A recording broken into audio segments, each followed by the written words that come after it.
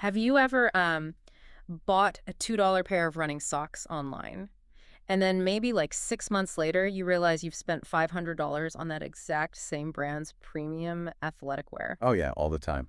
It just kind of sneaks up on you. Right. But here's the thing. You didn't do that by accident. I mean, you didn't just stumble into brand loyalty. You were actually guided through this invisible, meticulously designed psychological labyrinth. A labyrinth that is running 24/7 in the background of basically every website you visit. Exactly. And today, we are going to map that labyrinth. Welcome to the deep dive. For you, the ever-curious learner listening right now, we are pulling apart the framework laid out by Ryan Deiss and Russ Henneberry in their book, Digital Marketing for Dummies. Which is such a foundational text for this stuff. It really is. And our mission today is to, well, bypass all the flashy tech hype. You know, the algorithms, the pixel tracking, the code. We want to prove that mastering digital marketing is actually just a shortcut to understanding human psychology. Because that's what it boils down to.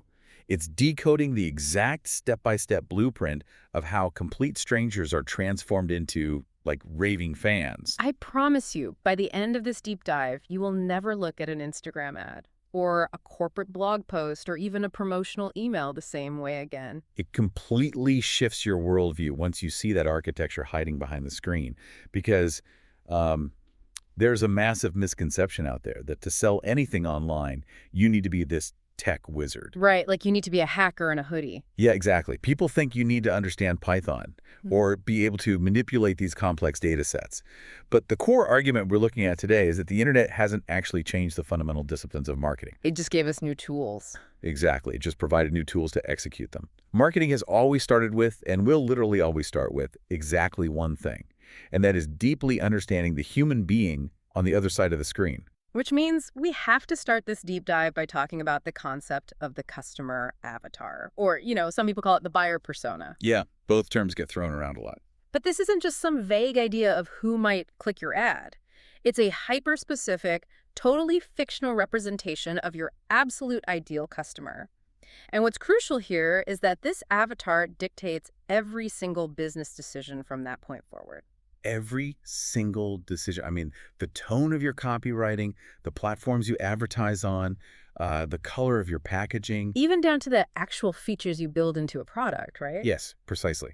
If you don't anchor those decisions to a specific avatar, you are basically just guessing. You're throwing darts in the dark. Okay, let's unpack this. Because writing marketing copy without an avatar is like trying to write a deeply heartfelt emotional letter, but addressing it to whom it may concern. It's guaranteed to fall completely flat. It really is. You have to know who you're talking to. And the text provides this fantastic, really concrete example of this. They built an avatar named Agency Eric. Agency Eric. I love this example. It's so good. So Eric is a 40-year-old CEO of a digital marketing agency down in Orlando. He's married, has 2 kids, making about 150 grand a year.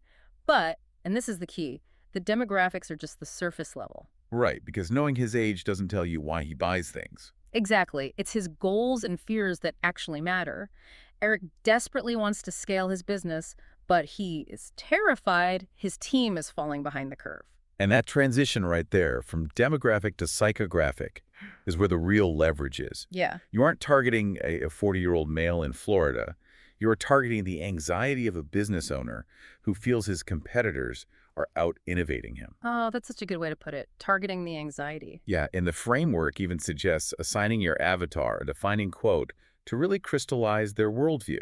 So Agency Eric's motto is, quote, "I surround myself with people smarter than I." That one sentence is a psychological goldmine. It really is. Because it tells you his management style, his insecurities, and exactly what motivates him to, actually pull out his credit card. If you know that about Eric, you know he isn't looking for a software tool to use himself. Right. He doesn't have the time for that. Right. He's looking for training or resources to empower his employees.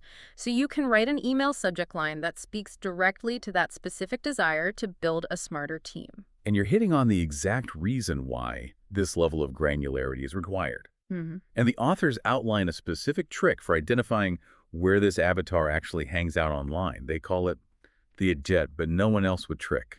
Which is such a brilliant filtering mechanism to find your true buyers. It really is. But I need to play devil's advocate on this hyper-specificity for a second. Let's run a quick thought experiment. Say I manufacture and sell high-end golf clubs. Okay, I'm with you. Why isn't targeting fans of Tiger Woods good enough? I mean, he is arguably the most famous golfer in human history. Millions of people follow him. Why wouldn't I just put my ads in front of his audience and call it a day? Because targeting Tiger Woods is a massive trap. It's just too broad. Too broad, but it's millions of people. Sure, but non-golfers love Tiger Woods. Yeah. People who only watch the Masters on a Sunday afternoon but haven't touched a club in a decade, they follow him on Instagram. If you spend your advertising budget targeting anyone who likes Tiger Woods, you are just bleeding cash. You're putting your product in front of people who will never, ever buy a high-end golf club. Exactly. You're paying for casual observer. Okay, that makes sense. So how do we fix that? This is where the "but no one else would" trick comes in. You apply a filter. You ask yourself, my ideal customer would follow Rory McIlroy, but no one else would. Oh, I see. Or you'd say, my ideal customer reads Golf Digest, but no one else would.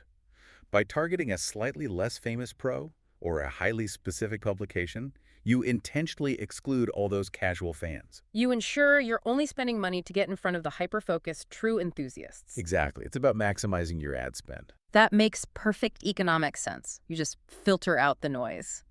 So, assuming we have this crystal clear picture of our avatar, like we know exactly who Agency Eric or our niche golfer is, we have to figure out what we're actually offering them. And this is where the framework makes a rather bold claim. Right. It insists that businesses do not actually sell products or services. Which sounds crazy at first. But this is the philosophical core of the entire methodology. People do not buy products, they buy outcomes. Outcomes. Right. Every prospective customer you encounter is currently stuck in a negative before state. They are frustrated, maybe they're out of shape, bored, or, in Agency Eric's case, they're losing sleep over his agency falling behind. So what does this all mean for the business? It means what they are actually purchasing is the transition to a positive after state. They want to arrive at a reality where they are happier, healthier, or dominating their market. Let me synthesize this with an analogy because I think it helps ground it. If someone is buying a fitness app, they aren't buying the digital code. No, definitely not. They aren't buying the user interface or the push notifications reminding them to work out. They are buying the reality of fitting into their favorite pair of jeans again. Yes. The product is just the vehicle to get them to that reality. They are buying the confidence they feel in that after state. And the ultimate role of marketing is simply to articulate that you possess the vehicle that can make that specific transition happen. And there's actually a concrete formula for this in the book called the Statement of Value. Oh, right. It's a fill-in-the-blank kind of thing. Yeah, it forces a business to clarify this transition in one single sentence.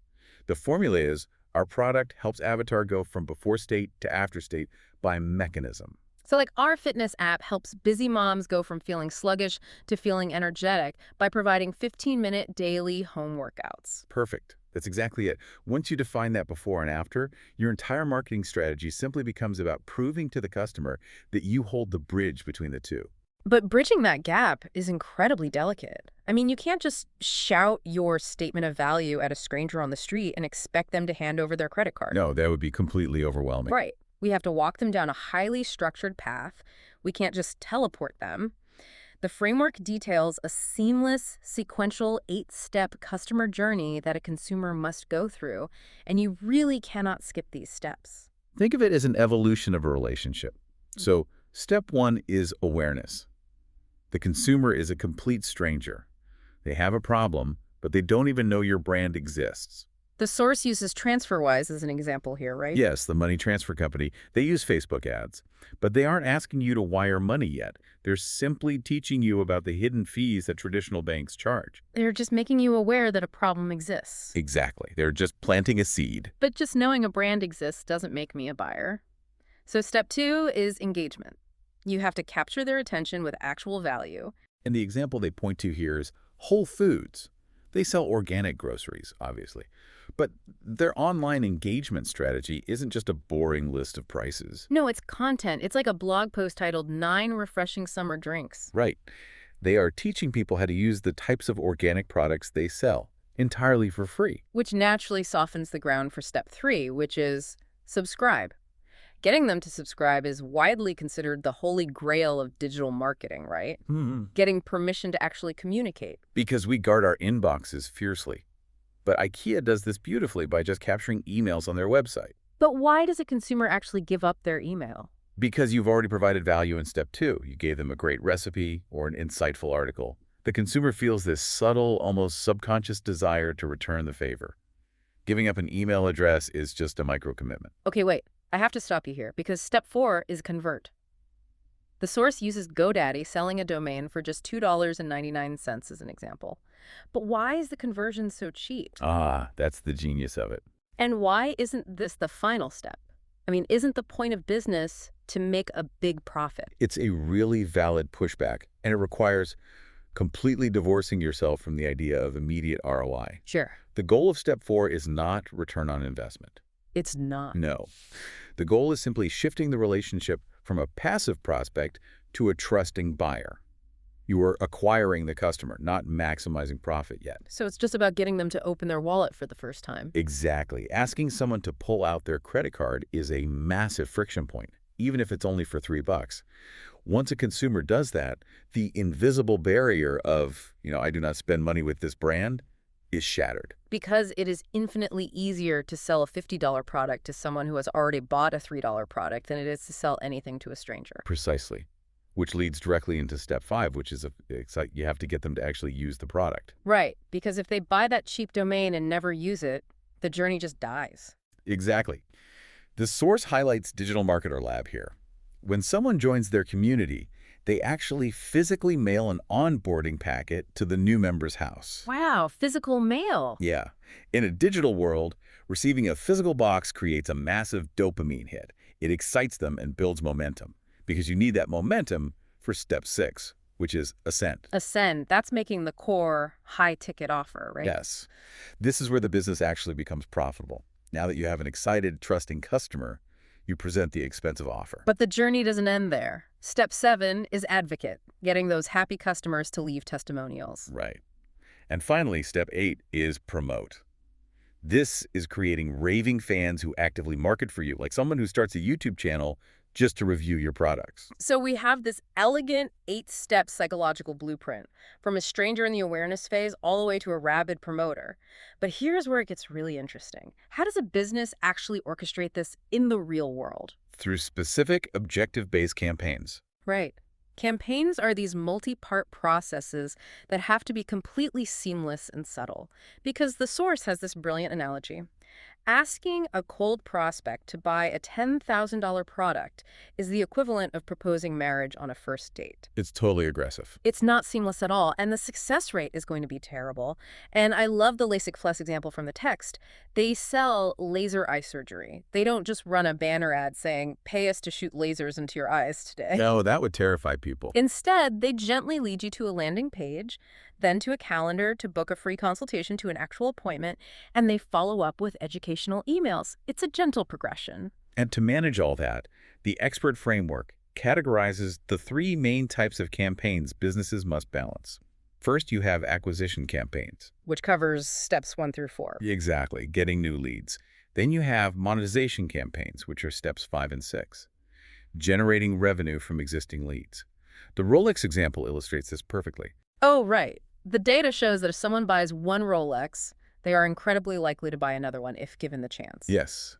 And finally, the third bucket is engagement campaigns, covering steps 7 and 8, building community and brand promoters. So let's make this really practical. Let's say a listener has a hugely popular blog or social media following. They have millions of views, but their bank account is totally empty. What are they doing wrong? Well, diagnosing that using the text's framework is actually pretty straightforward. That person has masterfully executed engagement campaigns, but they have completely neglected acquisition and monetization. They have an audience, but no path to actually convert them. Exactly.